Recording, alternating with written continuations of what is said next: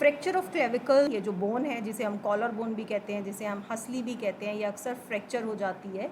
और इस पर ऑलरेडी मैंने एक वीडियो बनाई हुई है जिसमें इस फ्रैक्चर के बारे में हमने डिस्कस किया है कि ये फ्रैक्चर कैसे होता है, किस जगह होता है, किन रीज़न की वजह से होता है, अगर ये फ्रैक्चर हो जाएगा तो क्या सिम्टम होंगे और उसका ट्रीटमेंट होगा। बट उस वीडियो पर इतने सारे क्वेश्चंस आते हैं कि हमारा ये फ्रैक्चर हुआ है और फ्रैक्चर होने के बाद बोन जुड़ नहीं रही है, अगर इसका प्रॉपर ट्रीटमेंट है तो हमें ऑपरेशन कराना है या बिना ऑपरेशन के ये ठीक हो जाएगी। नेक्स्ट क्वेश्चन जो बहुत ज़्यादा पूछा जाता है कि ऑपरेशन तो हो गया है लेकिन फ्रैक्चर अभी तक जुड़ा नहीं। एक और क्वेश्चन जो ज़्यादातर पूछा जाता है वो ये होता है कि फ्रैक्चर तो जुड़ गया है लेकिन वो प्रॉपर अलाइनमेंट में नहीं है, सही जगह पर नहीं जुड़ा है। तो इन सभी क्वेश्चंस के मैं आज इस वीडियो में आंसर करने वाली हूँ।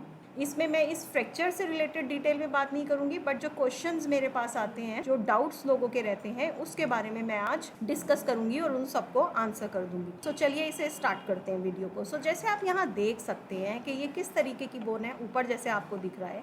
यूजुअली ये होता है कि ये बोन जब फ्रैक्चर होती है तो अपनी जगह से हट जाती है। जैसा आप यहाँ देख रहे हैं कि जो अंदर वाला पोर्शन है ये ऊपर की तरफ जा रहा है और जो ये वाला पोर्शन है बोन का ये नीचे की तरफ आ रहा है। ऐसा इसलिए होता है कि यहाँ दो तरीके की मसल अटैच होती हैं। यहाँ जो मसल अटैच होती हैं वो इसे ऊपर की तरफ पुल करती हैं और यहाँ जो मसल अटैच होती हैं इसे नीचे की तरफ पुल करती हैं। जैसे आप इमेज में देख रहे हैं, यहाँ पे एक मसल अटैच होती है जिसे हम कहते हैं स्टर्नोक्लीडोमेस्टॉइड, ये इसे ऊपर की तरफ खींचती है। दूसरी मसल होती है जिसे हम कहते हैं पेक्टोरालिस मेजर मसल, ये इसे नीचे की साइड खींचती है। तो अक्सर ये फ्रैक्चर क्या होते हैं, डिस्प्लेस्ड होते हैं, अपनी जगह से हटे होते हैं।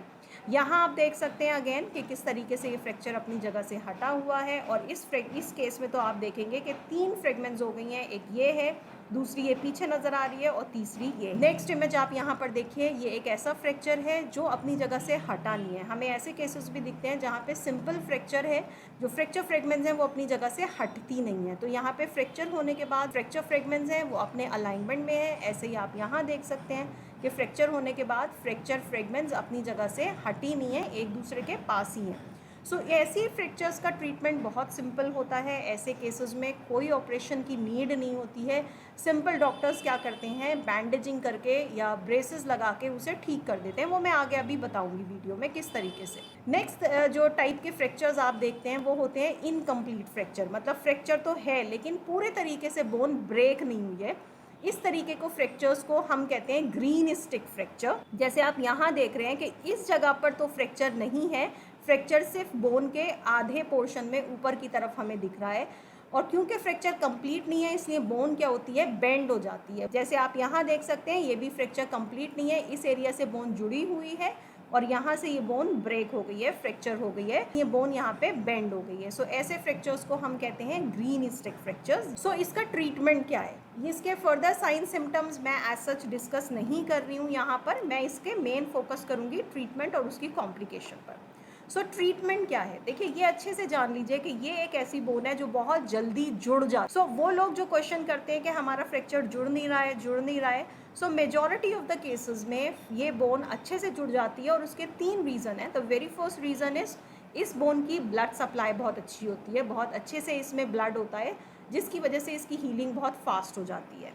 सेकेंड के आसपास की जो मसल्स होती हैं इस बोन के, जो लिगामेंट्स, जो पट्टे वहाँ प्रेजेंट होते हैं, वो इस पूरे फ्रैक्चर्ड एरिया को स्टेबलाइज करके रखते हैं जिसकी वजह से वो जल्दी जुड़ जाता है। और थर्ड होता है, एक इनहेरेंट एबिलिटी होती है इस बोन की कि ये बहुत तेज़ी से जुड़ जाती है। ये 3 चीज़ें हैं जिसकी वजह से ये बोन ईजिली यूनाइट हो जाती है।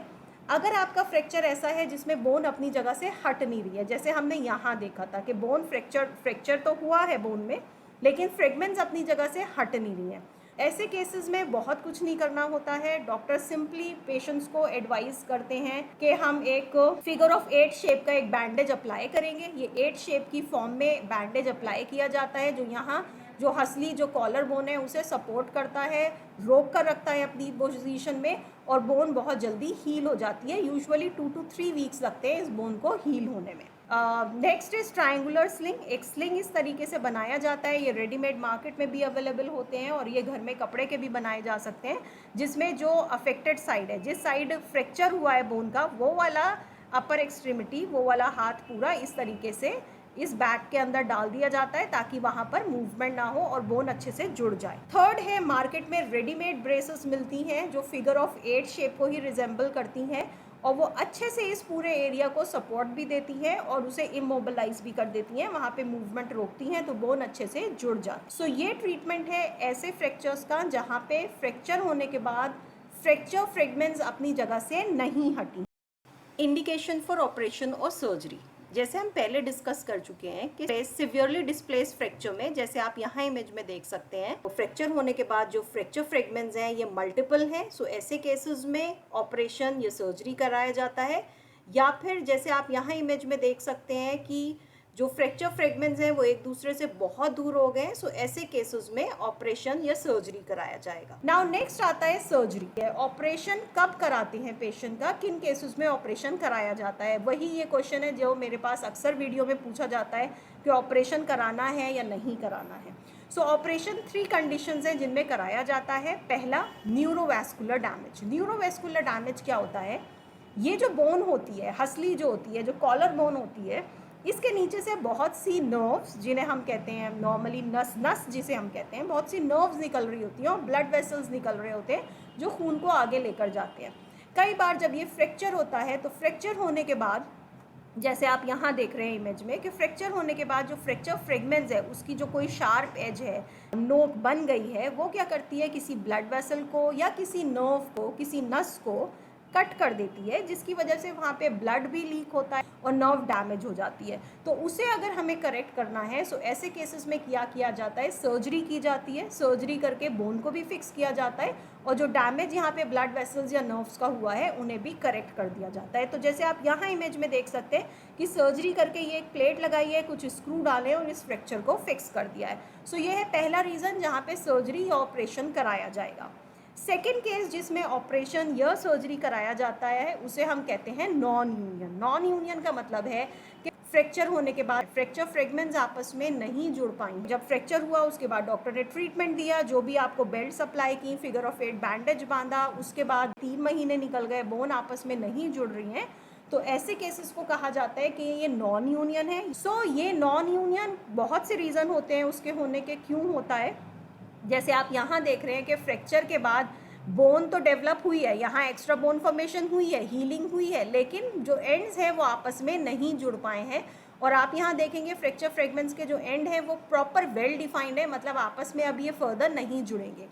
कई बार हम ये देखते हैं कि जो हमने पेशेंट को इमोबिलाइज किया था, बोन को सही पोजीशन में सेट नहीं किया था, जिसकी वजह से जो बोन के एंड्स हैं वो आपस में एक दूसरे से इतनी दूर है कि वहाँ पे हीलिंग नहीं हो पा रही है, वो एक दूसरे के साथ जुड़ नहीं पा रहे हैं। या फिर ये होता है कि जो बैंडेजिंग की जाती है, जो ब्रेसेस पहने जाते हैं, जो बेल्ट्स लगाई जाती हैं, वो लूज़ होती हैं, जिसकी वजह से फ्रैक्चर एरिया में मूवमेंट होता है और बोन अपनी जगह से खिसक जाती है, जिसकी वजह से ये आपस में नहीं जुड़ पाती हैं।